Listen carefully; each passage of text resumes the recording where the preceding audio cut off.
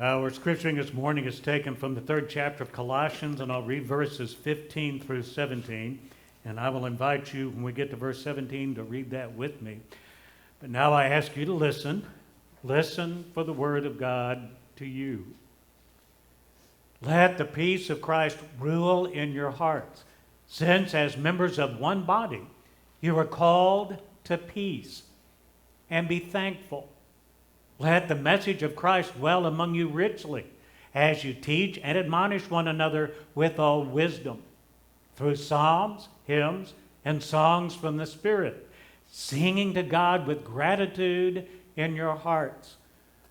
Now read this verse with me. And whatever you do, whether in word or deed, do it all in the name of the Lord Jesus, giving thanks to God the Father through him. Friends, this is the word of God for the people of God. Thanks be to God.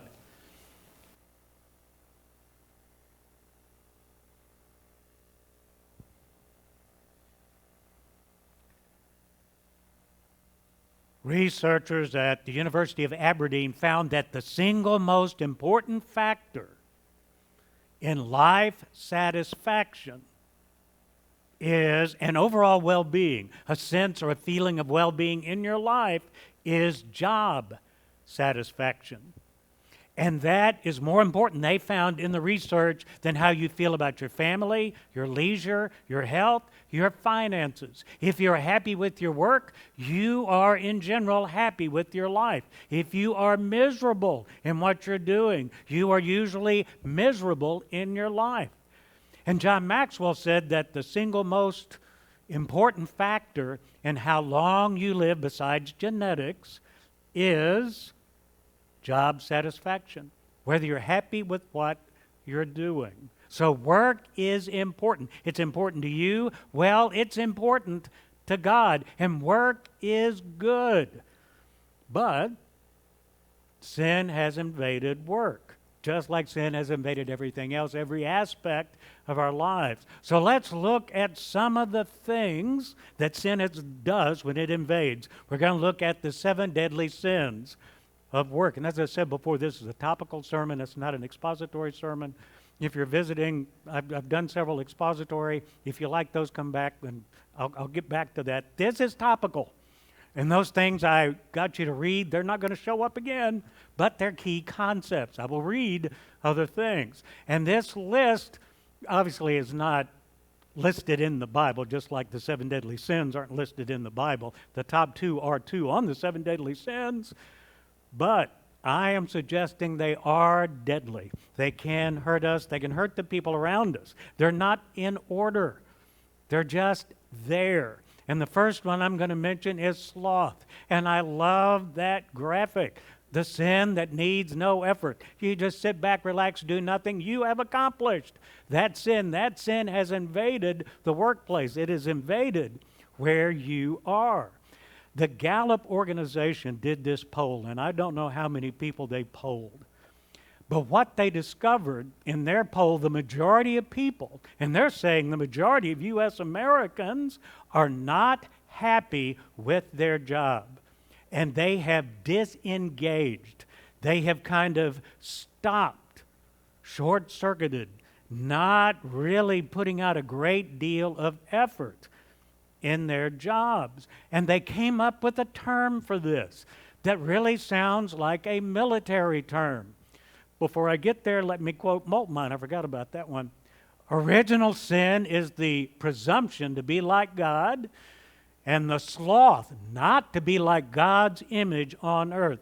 Isn't that one of the things we're supposed to do? Reflect His light, His love, His caring, His joy into our world? Well, sloth, you just sit back and you don't share any of that. Now, here is the term they came up with. It is road warriors, retired on active duty. They're getting a paycheck, but they have checked out.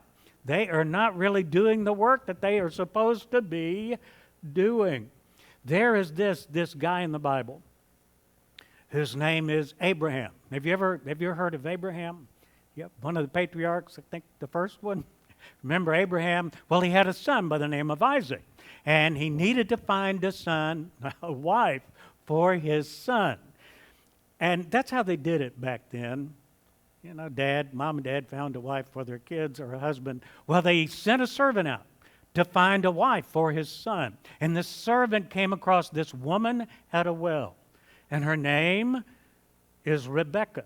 And he was tired, he was thirsty, he had been traveling a lot, and said, "May I please have a drink of water from your jar?" He was a very polite guy. And she said, "Yes, you may have a drink of water from my jar. Not only that, not only will I do that, I will give you water for your camels." Do you know how many camels he had? 10 camels. Do you know how much water a camel can hold? A lot. That is how much? 30 gallons. Okay, 30 times 10. I'm not into math. What is that? 300. That's a lot of water. What she did was what was asked of her and then some. And John Maxwell says that those 3 words can be a secret to success. You do what is required of you. You do what is expected of you. You do the bare minimum and then some if you want to succeed. Well, it changed her life. That simple act of kindness and generosity and going beyond what was asked of her changed her life forever. And she became a matriarch of the people of God. It was a turning point for her. What do we say? What is the term TGIF? What does that stand for? Thank God it's Friday. Why don't we ever say TGIM? Thank God it's Monday. Shouldn't we kind of, and I do say TGIF, by the way, because Friday is my day off, and I thank God for it, and I really look forward to it. But you know, I am grateful that I have a job to go to. And there is this quote I love. I've got 2 quotes in here for you. And this is Proverbs. If you're too lazy to plow, don't expect a harvest. It might surprise you how many people want a big harvest, but they don't want to plant any seeds. They don't want to take any effort. They just want to kind of be lazy, do the least possible. But they want the raise, they want the promotion, they want the corner office, but they're not about to, and then some. They're not about to go the extra mile. They're not about to take the effort. This one I ran across this week when I was reading. I love this one by Robert Louis Stevenson. Don't judge each day by the harvest you reap, but by the seeds that you plant. Is that good or what? And we you just keep planting as many seeds as you can. You keep doing, you keep working, you keep putting out the effort. Eventually you will reap a harvest. Well, you're not going to get it if you don't plant anything. But you want a big harvest without planting any seeds. Do your kids, when Will played t-ball, everybody on the team got a trophy, whether they played or not? Yeah, well, that's not how it works in life. You're not going to get a trophy if you don't play, if you don't get out there, if you don't kind of put forth some effort. It just doesn't work. The second, and obviously sloth is one of the 7 deadly sins, so is pride, and it's kind of like number 1 of the deadly sins. Okay, what is the phrase we like to use? There is no I in team. And it's true. God did not design us to live in isolation. God designed us to live in community, to live with people, to share with them so we have their backs, they have ours. We mourn with those who mourn, we weep with those who weep, we laugh with those who laugh, we rejoice with those who succeed. And we're meant to share with one another. It's an extremely important part of our well-being and life satisfaction, participating and sharing in the lives of others. And this is the James 4:6. Therefore it said, God is opposed to the proud, but gives grace to the humble. Work was important in the Bible. It's really important in the Old Testament. And everybody worked, everybody had a job. Do you know how many different jobs there were in the Bible? Well, of course you don't. I don't have a clue either, but there were a bunch. I wrote this down. I got this. I looked it up. One scholar noted that there are over 200 occupations talked about in the Bible. And I'm going to read the ones that just start with the letter C. They are camel drivers, candy makers, captains, caravan chiefs, carpet makers, cattlemen, census takers, charioteers. Doesn't that sound cool? Sounds like chocolatier, and that's not in the Bible. Cheese maker, choir masters, so you're biblical. Clothiers, cooks, coppersmiths, counselors, counterfeiters. That's not approved. It's in there, but it's not the same meaning. Cupbearers, custodians, custom clerks. Okay, the question is, of all of those jobs, of those, how many did I say? 200 occupations? Which one or ones is or are the most important? They're all, Kay said it, they're all important. One, as far as God is concerned, one is not more important than another. In Deuteronomy, this is Moses, and he's talking about Israel, and he says, someday you're going to have a king. The king must take the scriptures, the Torah, the law of God, and live in submission to them like everybody else. Then he goes on to say, the king must not consider himself better than his fellow Israelites, or turn from the law to the right or to the left. What he's saying is, just because you're king, don't think you're better than, more important than anybody else. We all have our jobs to do, our jobs to perform. Pride. Don't be filled with, I am better than other people. We, in our nice capitalistic Western culture, we do attach value to jobs, don't you? When somebody asks, what do you do? They're asking, what is your job? And depending, we will attach value to their job and attach it to them. Because if they have a job that we consider to be really good, we consider them to be more valuable. Their opinion is more valuable. Well, that's not how God views it. Now, for instance, who is most important in worship? Is it the pastor? Is it the choir director? Is it the nursery workers? Is it the ushers? Is it the head usher? Is it the people in the choir? Who is the most important? Oh, I like that. That's not in there. God is the most important. We're all important. Everybody is equally, every job that is done. If your job is to sit and put up with me for an hour, that is just as important as me standing up here and sharing with you for about an hour. We are all equally important. Haven't you, and I shouldn't use this illustration, this is horrible. But, when somebody asks you, what do you do? Because I get asked, what do you do? When I say, I'm a minister, they go, oh. There is, and they've automatically have a mental image of what I am like just from saying that. When I was in Memphis, and people asked me what I did, and I would say I'm president of Memphis Theological Seminary, they go, oh. They paid more attention to me then than when I would just say, okay, which is more important? Neither one. They're all equally important to God. If you are teaching a Sunday school class, if you are working with the nursery, if you are sitting and listening, we are all. Don't think of yourself more highly than you ought to think.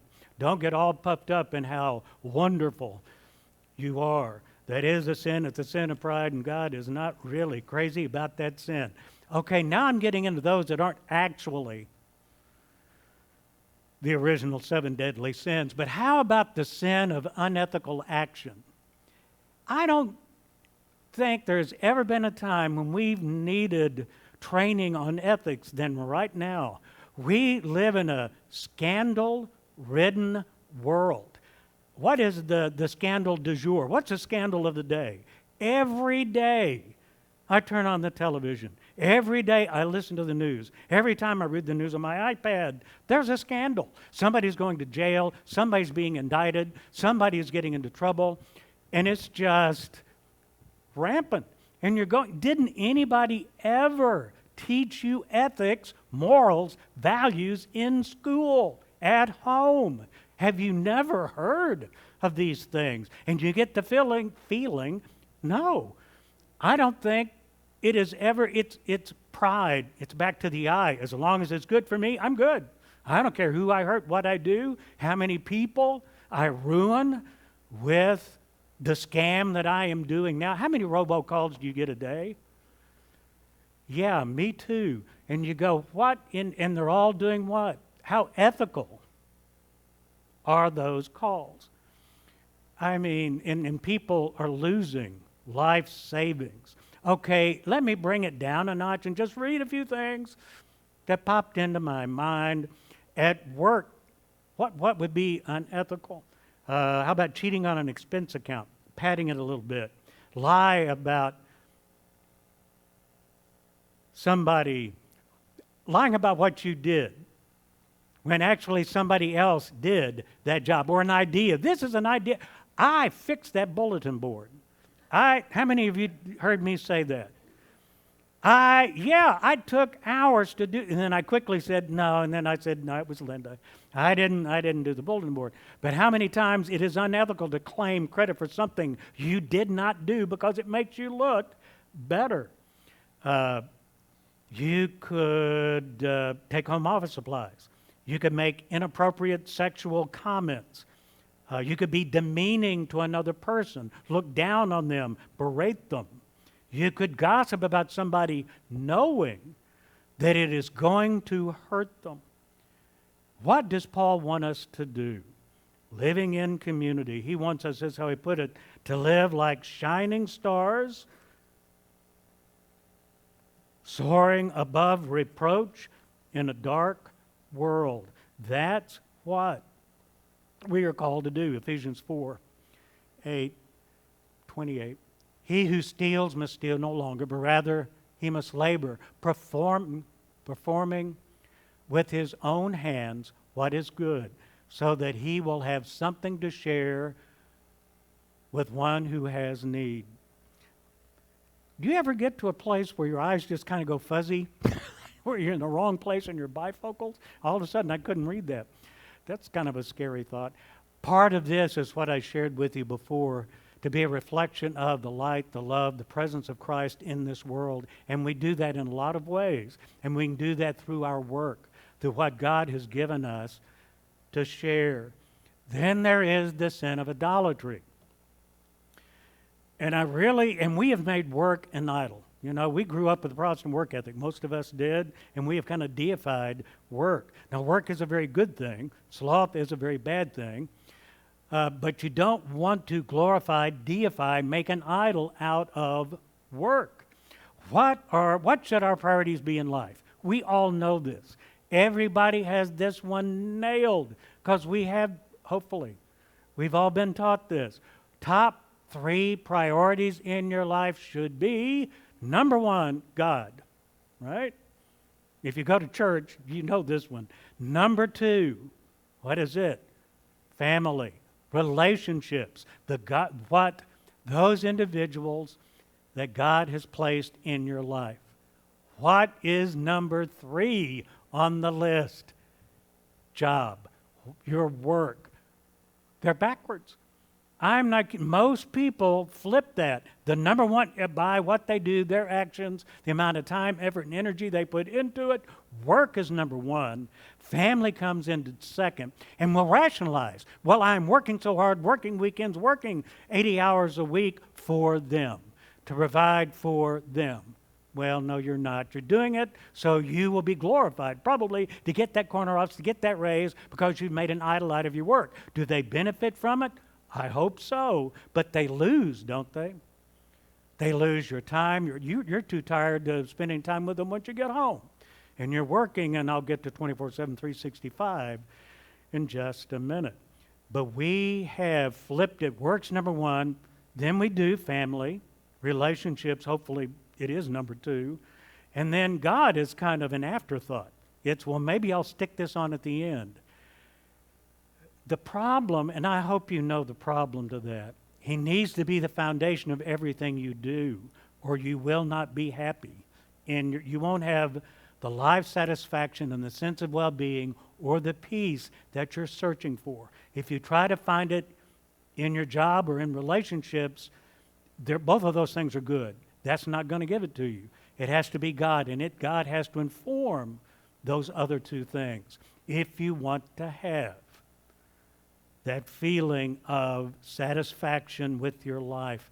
And going back to the ethics, and I meant to mention this, I don't think I did. What's the most important thing you can take home from work? It is not your paycheck. You know what it is? Or what I'm going to suggest that it is? Your integrity. Your morals, your ethics, your values, feeling good about what you did at work, feeling good about how you supported whoever it was that was around you, feeling like you really were the light of Christ in that dark place, wherever that dark, it could be school, and wherever it might be. Okay, how about the sin Matthew 6:19. Do not store up yourselves treasures on earth where moth and rust destroy and where thieves break in and steal. Where does Jesus say we need to store a treasure? In heaven, where moth and rust do not destroy and thieves don't break in and steal. What are the treasures? What is the treasure? Relationships. That's the only thing we're taking with us into heaven. Our relationship with God, our relationship to each other. That lives on forever. Okay, the sin of avoiding accountability. It's never my fault. It's always somebody else's fault. Remember the parable of the talents? Don't panic. I'm not going to read that to you. But there was an employer. He had 3 employees. He gave one 5 talents, one 2 talents, one 1 talent. And the guy with the 5 went and invested it and made what? Doubled it. Made 5 more. So did the one with the 2. What did the 1 talent person do? Buried it in the ground. When the employer came back, he was so excited about the 2 employees who had the 5 and doubled it, the 2 that doubled it. How did he feel about the one who buried it in the ground? He was not happy. Okay, who did that 1 talent person blame? The employer. It's your fault for being so mean and harsh and such a rough guy. I was afraid. I was afraid to take a risk. I was afraid to take a chance. I was just going to keep what you gave me to make sure you would get it back because you are not a really good employer. Okay, did Adam and Eve do that in the garden? They did the same thing. They ate of that fruit of the one tree in the whole garden that they were told not to do. And when God comes, and what does Adam do? Yeah, he blames Eve. But he does more than that, doesn't he? It's this woman, talking to God, that you gave me. So really, God, it's your fault. If you hadn't given me this woman, this wouldn't have happened. No. Have you seen, no, you take responsibility. You didn't have to take that apple from the woman. You didn't have to take the woman from God. You better be glad you did, but you didn't have to do that. In the news lately, oh gosh, it just slipped out of my mind what it's called, because I didn't write this one down either, but it's the stand your ground rule. I can kill somebody because they push me. They push me down, so I'm going to take out a gun and shoot them. He knocked on my car door, pulled it open. He's walking away. I can chase him, hit him, and kill him. And it's not my fault. It's theirs. How much of that is evading responsibility and accountability? Whose fault is it? Okay, maybe you didn't have the same type of parents I had. I was taught, and I'm not saying I'm good at this, I was taught 2 wrongs don't make a right. Just because you may have the right to do it doesn't mean it is right. It can still be wrong. It can still be a sin. It can still be, as far as God is concerned, murder. Well, yeah, that's how I see it. That's the word of Larry, not necessarily the word of the Lord. I just don't evade responsibility or accountability. And that's also the same thing that comes through with the golden calf. And I'm running out of time, so I'm not going to. You know about the golden calf. Who did Aaron blame? You were gone too long, Moses. It's your fault. If you'd come down sooner, we wouldn't have had all this grumbling. It's not my fault that I took all this gold and made this golden calf. And you go, oh, come on now. You got to get serious. Have you ever thought about bad attitude being a sin? Well, you might want to consider it.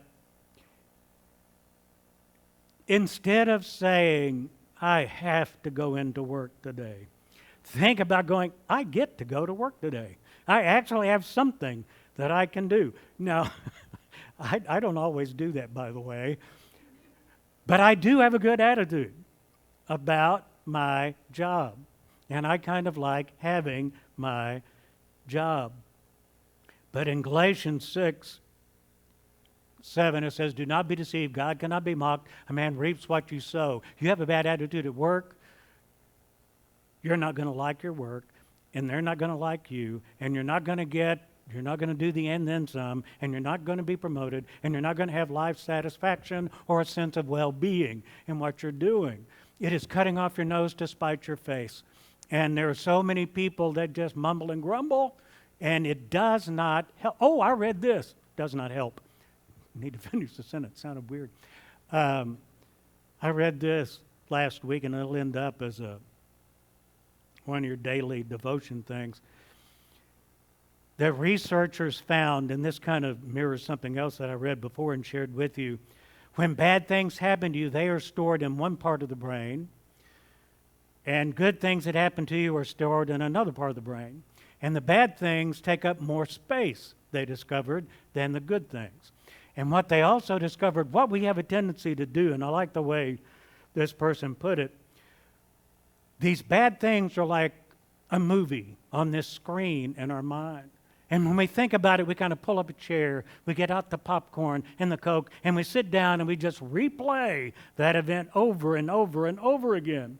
And he says what we need to do is change the channel. There's another movie on another channel. You switch the channel as fast as you can, and you get out your easy chair and the popcorn and the Coke, and look at how did Paul put it in Ephesians 4:8, whatever is good, whatever is worthy, whatever is excellent, whatever is positive, you watch that channel. You don't have to stay on the bad news channel. Your bad attitude, because how does that make you feel? Angry, bitter, resentful. What are those? According to the Bible, they're sins. So you don't want to stay there. Other emotions, and you can't control the things that pop in your mind, but you can control how long they stay there. So control it. Yeah, get angry, bitter, resentful, and go, another channel. I'm going to find something that is positive. And the last thing, I like that. Happiness is not having what you want. It's appreciating what you have. And I don't know who said that, but I really like it. If you can't appreciate, remember that quote? If you can't appreciate all the good things you have, you might as well not have them. Okay, beginning and ending. There are two sins here. One is sloth. You can rust out. But there is another sin. You can burn out. Neither one are good. You don't want to work 24/7, 365. There is a point, and then some, where you have to stop the and then some. You got to quit. And John Maxwell says in the and then some, he said a secret to success, and I like this, but this was years ago, was 30 minutes. Go to work 30 minutes before you're supposed to. Stay 30 minutes longer than anybody else, and learn everybody else's job. He threw that one in too, and you can be successful. Well, there is a point where you got to quit. You know that quote from Alice in Wonderland, the Red Queen says, you see down here, it takes all the running you can do just to stay where you are. If you want to get anywhere, you have run twice as fast as that. It's not healthy to keep running and running and running. Being busy is not a sin. Being in a hurry is. If you're constantly moving, constantly in a hurry, you can't slow down, you can't take a break, you can't hit the pause button. It is sinful. There needs to be this balance. This is why God put this in it's kind of the longest of the Ten Commandments. Remember the Sabbath day to keep it holy. 6 days you shall labor, but the seventh day is a Sabbath to the Lord your God. You need to have a daily Sabbath, a time when you put down the computer, put down the workstation, put down the cell phone, and just relax. Then you need a weekly Sabbath, a day that you have just for yourself, just for your family, just for your spouse, your kids. There needs to be a time just for God. It doesn't have to be on Sunday, but I appreciate when you show up. But you need a time that is God time in there. And then to have a yearly Sabbath. A week, you really need 2 weeks. You really need at least those 2 weeks in order to unwind. When you go back to thinking about the daily Sabbath, one person put it this way: to have a balanced life, you have 8 hours work, 8 hours leisure, and 8 hours of sleep. And that is the balance. And a lot of problems are caused today by lack of sleep. We don't rest enough, so our problem-solving ability goes down. The energy level is down. We're not able to work as effectively as we could otherwise. Again, we're cutting off our nose despite our face. I got to stay up to 2 in the morning to get this done. And then you're asleep all day at work. What did Jesus tell us? He said, "Come to me, all you who labor and are heavy laden, and I'll give you more work to do." No, that's not what he said, is it? No. He said, "And I will give you rest. Take my yoke upon you. Learn from me, for I am gentle and lowly in heart." And what happens? You will find rest for your souls. Let us pray.